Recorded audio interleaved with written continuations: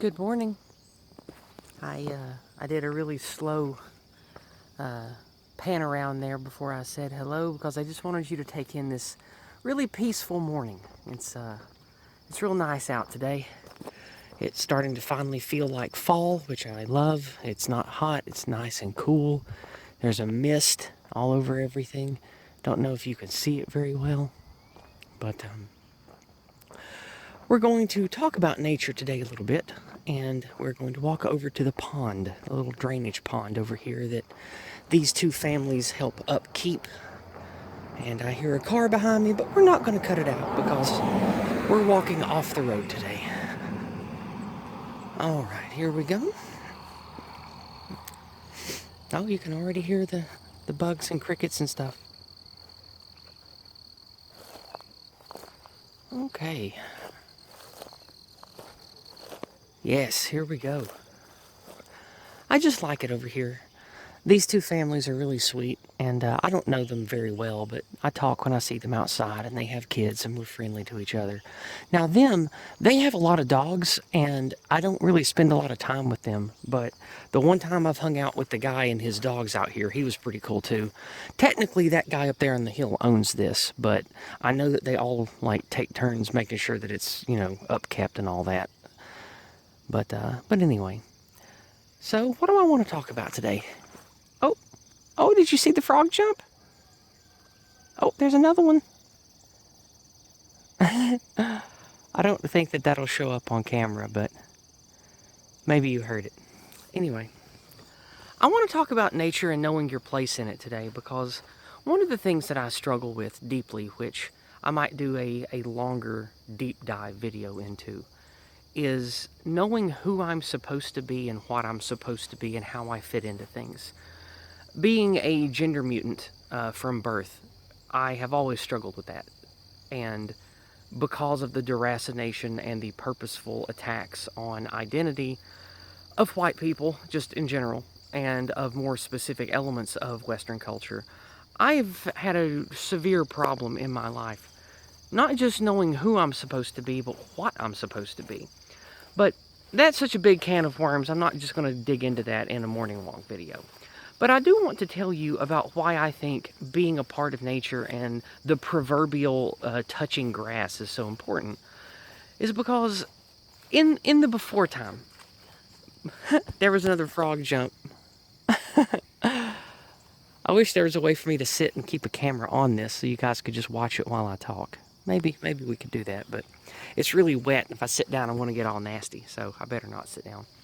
Anyway, let me just stand right here and talk for a minute where you guys can see it. Maybe you'll see something jump, maybe you won't, who knows. But being connected to nature, or like I just mentioned, the touching grass meme, that's important because the world that we live in now is not the world that our great-grandparents lived in. It's not the world that our ancestors in the 17 and 1800s lived in, and earlier and earlier. It's not that world anymore. I'm going to wait for that noisy vehicle to pass just a second. Okay, there we go. Thankfully, it was going too fast, so now it's gone. In the before time, let's talk about, let's just pick a date. I don't know, 1945. Let's talk about before 1945. Before the era of enshrined television and mass communications and patriotic identity built with jingoistic propaganda. Let's go back before then. Let's go back to the Great Depression. Let's go back to the unfortunate brother war period of the 1860s and 70s in the United States. Let's go even earlier than that. Let's look back in the 1700s, then the 1600s. You get my point. In this time, there was shipping that connected the world together. There was, by the 1800s, there was, I think late 1800s and early 1900s is when telegraph became a thing. I think that was 1800s. I could be wrong about that. It might be very early 1900s, but I think it's late 1800s when telegraph was invented. But it was definitely an established thing in the early 1900s. So between the 1700s and the Industrial Revolution of the late 1800s, early 1900s, people were forced to live in communities that were in accordance to nature around them. You didn't have a choice. Didn't matter if you were born in the rural hills of Scotland or if you were born somewhere in Appalachia in America, or if you live somewhere in a village in Germany or Switzerland, the land, the water, the seasons, when it would rain, that all really mattered to your survival, to how you comported yourself, to how you went about your life.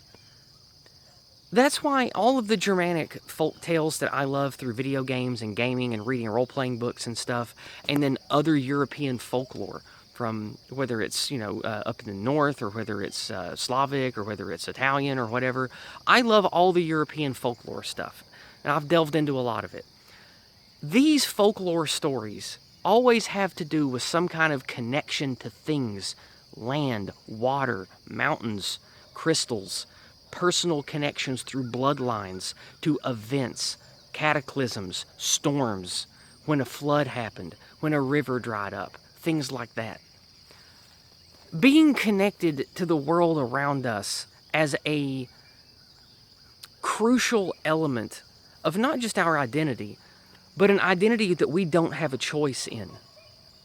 That's kind of been erased in the modern era. And I've talked about this a little bit on previous streams.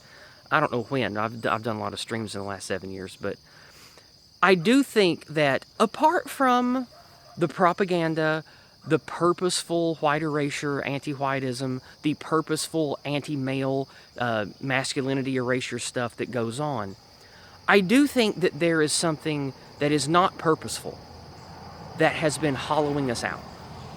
And I've talked about this a lot, and it's one of the things that I really had sympathies with what Uncle Ted wrote about. I do think that since the Industrial Revolution, radio, television, medicine, space programs, airplanes, instantaneous communications, newspapers, this conceptual connection of making people connected to more than what they can realistically, mentally, and spiritually feel around them and experience every day, I think is absolutely detrimental to the human condition. At least to the condition of the Western man, of the white man. But this is probably all people, I would imagine. I do think that our identities used to come from a more natural source. The people that we grew up with were the people that we relied on for protection, for food, for community, for warmth in the winter. These are the people that we had to depend on, or we wouldn't be alive. Whether you came from a village, like I said, in rural Germany, or you were from a little shire somewhere in Scotland, this was the case for all of us Western people for thousands of years. And in the last 100 years, that has all changed. Now, whether you believe God made us this way, which I do, or whether you believe evolution made us this way, which I'm on the fence about, but, I keep an open mind. We are this way. And either God made us this way or we evolved over eons of time to be this way. And this radical change in a short period of time, just literally a handful of generations, it is obliviating to what we are and how we see ourselves. And it has been very detrimental to me in my life since I struggle with that. Now, I'm very thankful that I have good family, good connection, that I'm from a good, healthy ethnos. Like the people who live around here, they have an identity. We have an accent. We have our own colloquialisms. We love and take care of our own. We remember real American history, World War II and earlier. We remember these things and keep them alive. There are little tiny pocket museums around here. Some of them are under the guise of an antique store. And they have memorabilia from all of the horrible wars that America's ever done. And there's nuance there. There's little personal anecdotes and stories about who had this heirloom and was passed down from whom, from Germany or from Russia or from when the Confederacy was a thing. And you can find that stuff in pockets around here, and people still talk about that stuff warmly and with nuance, not polarized with the propaganda machine that we've all been poisoned with for the last 80 years. So there's real ethnicity here, but even it's dwindling. Businesses are boarding up. There's hardly any mom and pop stores left anymore. There's Costco, Walmart, Lowe's, big box stores, or worse, corporate chains have started moving in. Corporate grocery stores, corporate medicine, corporate everything, fast food. I hate it. I hate seeing that happen. Because when I was a kid, that wasn't the case around here. Like, getting to McDonald's around here when I was a kid was a big deal because there just wasn't any corporate shit around here. But because of the explosion of plastics and Eastman Chemical Company, that massive, massive chemical plant, not too far away from here in East Tennessee, that has brought in billions of dollars of federal, international, and corporate financing money. And along with that, you know what comes along with that? Federal regulations, foreigners, immigrants, people from America that are so far away from here, they might as well be foreigners to here. And in the last 20 or 30 years of that, it's really changed things around here. And so, of course, you've got the usual stuff that we talk about in the Go Free method with the white erasure and the mind cancer and all this other stuff that goes on in commercials and ads and comes from professors and like the usual stuff that we talk about on this channel a lot. That adds to it. But there's also another dehumanizing, depersoning element just to how technology functions. And that's rough, man. That's really hard because on the one hand, you don't want your people to fall behind. Like, God loved the Amish, right? I got nothing negative to say about the old Amish. But if people with tanks and drones and missiles wanted them eradicated, they would be eradicated. And there's not anything they can do about it. And so, while there is something to be said for living a simplistic Luddite path, I don't think that is a path for the survival of the white man, of Western civilization. Especially because so many of these technologies we created, most of them in fact, they're our progeny, these technologies. We should use them for good, for the embetterment, for the safety of our people. So we shouldn't just create things like satellite networks and smartphones and all these wonderful elements of technology like, I don't know, go back to the assembly line with Henry Ford, right? Like, if you take away all that stuff, somebody else is going to use it. So I don't like abandoning technology, but we have to have an honest look into ourselves and into what we do with our daily lives. And think about what meaning that we get from the things in life. Like, I don't get meaning from internet and smartphones. I don't get meaning from mass-produced fake goods. Well, not fake, but mass-produced goods. But a handmade rocking chair has a lot of meaning to me, So, I wrote about this in Plastic and Wood, my Substack article. But anyway, I got a little off base here. Where I'm going with all of this is we have to find our connection to natural, real things again. And so this is one of the main reasons why I like having a camping trip and a picnic every year. Now, and of course, my camping trip's coming up. I have a video coming out about it this week. But one of the main reasons I like doing that is not just for myself, but to help others sort of get in touch with the natural world again. Because one of the great detriments I think that we have in the modern era is being out of touch with the natural world. Because how many of you, like, I grew up in a little house between two farms and an old cemetery. And so I understood life and death and sacrifice and stuff at an early age because I had to. I grew up around it.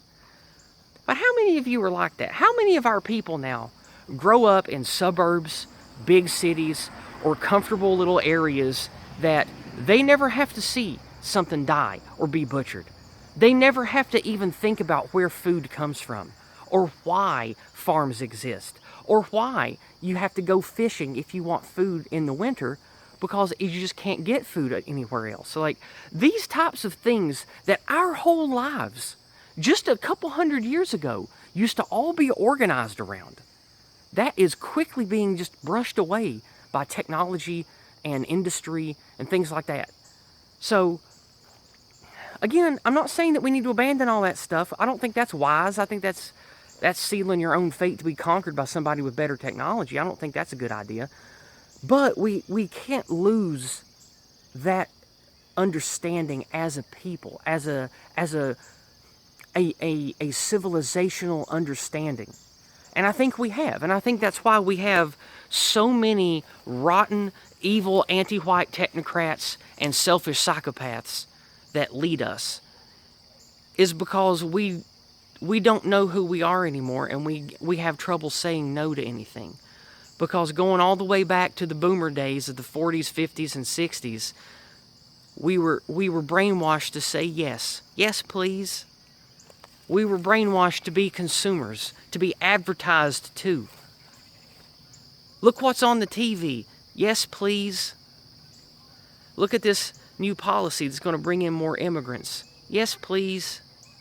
Look at all these foods filled with seed oils that we want you to give your kids. This Kool-Aid, these canned goods, these frozen goods. Yes, please. Yes, please, is what we were trained to do for the last 70 years, 80 years. We weren't trained to say, no, that's not, no, wait a minute. I don't think what you're selling me is a good idea. Or, why are you offering me this for such a low price or for free? What's the deal here? Are you trying to hoodwink me? See, that mentality comes from living a more healthy, natural way of life. And I think that's why it's been bred out of us.